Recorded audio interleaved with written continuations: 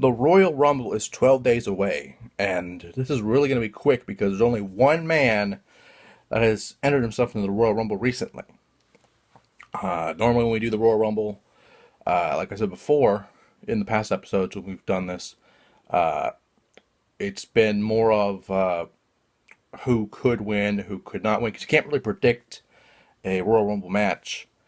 But it's a different time this year because, as we talked about last week, the Royal Rumble is now for the WWE World Heavyweight Championship. And that pretty much guarantees a new world champion. But there's one man that probably could make that happen. And that man is Brock Lesnar. As Brock Lesnar has entered himself in the Royal Rumble match. Probably not on his own will.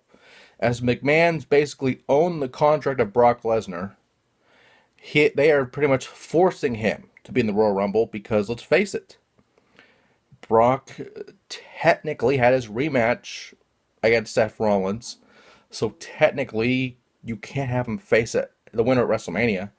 Even though I would feel that the winner of the Royal Rumble, that's the only way to go.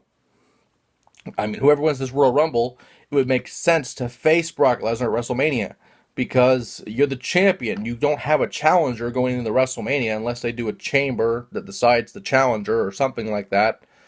Or something at Fastlane. Lord knows what they're going to do there, but the fact is, if you win this Rumble, you're the champion. You don't have a number one contender. You don't have a man winning the Rumble that goes to WrestleMania. You are that guy. So it would make sense for Brock Lesnar to face the winner at the WrestleMania, because he's the man that beat the Undertaker's streak. I mean, that's probably the bigger prize here. The man that beat the streak. You could say you be that man that beat the Undertaker's streak at WrestleMania.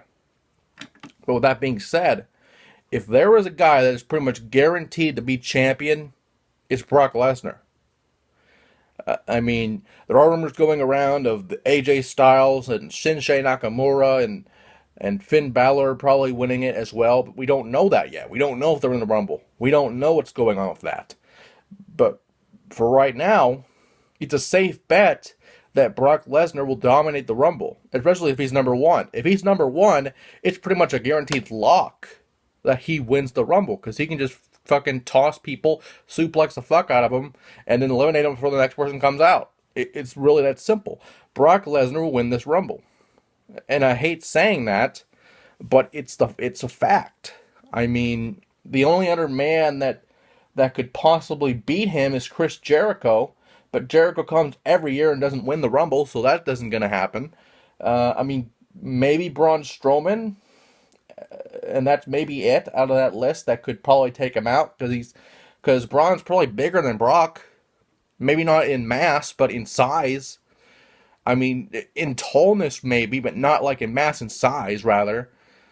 The fact is, Brock Lesnar is the face of the Rumble right now. And everyone will be wanting him to eliminate Roman Reigns. After the year he has had, you need Brock Lesnar to win this Rumble. And with that being said, the Rumble is 12 days away, and we will keep going with what happens. We don't know what's going to happen.